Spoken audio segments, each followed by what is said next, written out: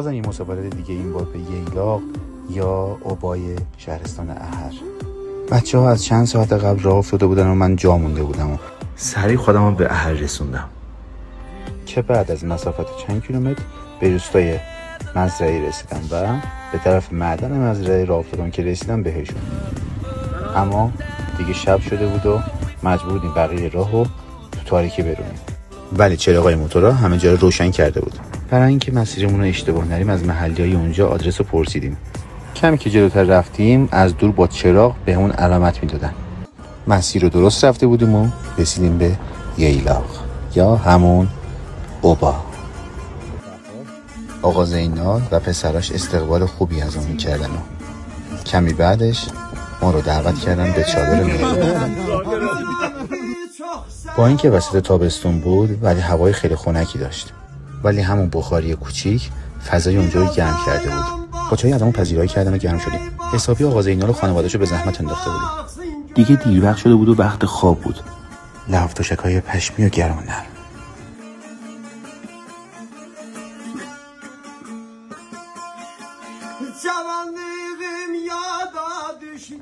یه صبح دلانگیز و هوای عالی.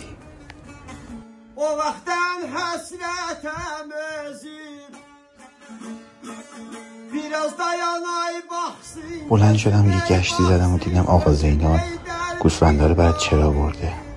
برگشتم به چادر دیدم سینا و آقا شاهین بیدار شدن ولی از خرق و مارال هنوز خوابن.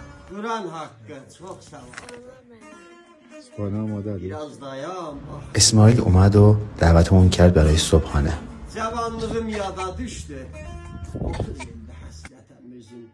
کنار اون چادر یه چادر دیگه بود که خودشون اونجا میموندن و برای صبحانه رفتیم اونجا.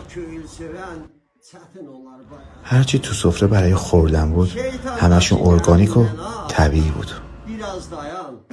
کمی پایین‌تر یه چشمه بود. رفتیم اونجا گالونای موتور رو پر کردیم و برگشتیم. از چشمه که برگشتیم دیدیم آقا زینال گوسفندا رو داره برمیگردونه. دیگه کم کم داشتیم حاضر میشدیم و راه بیافتیم. قبل از خداحافظی آقا زینال و خانومش برامون شیر بز دوشیدن و به همون دادن. باهاشون خداحافظی کردیم و راه افتادیم. تو همه مسافرت هامون زباله هامون همیشه با خودمون میبریم.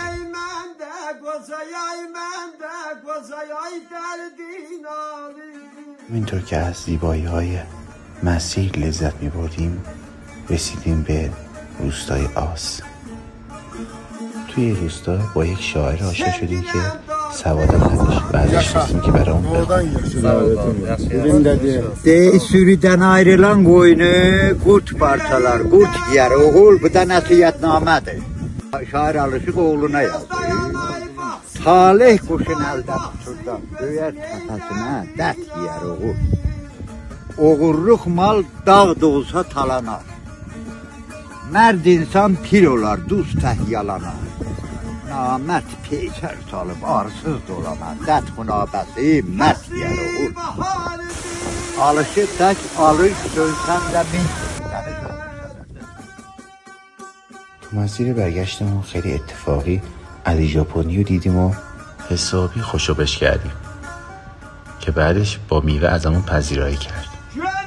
بعد اینکه کمی با هم صحبت کردیم با خانواده‌اش ازمون جدا شدن و رفتن.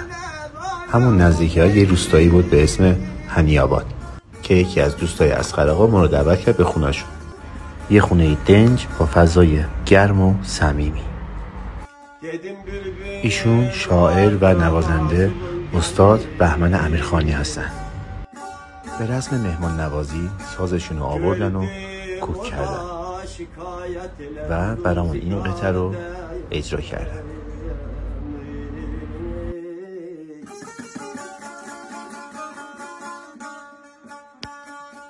Bu alemin binası qəmdi vəli. Hər gün qulağıma mezardan bir ses gelir. بعد از پذیرایی گرمشون باهاشون خداحافظی کردیم و به راهمون ادامه دادیم و به سمت تبریز حرکت کردیم.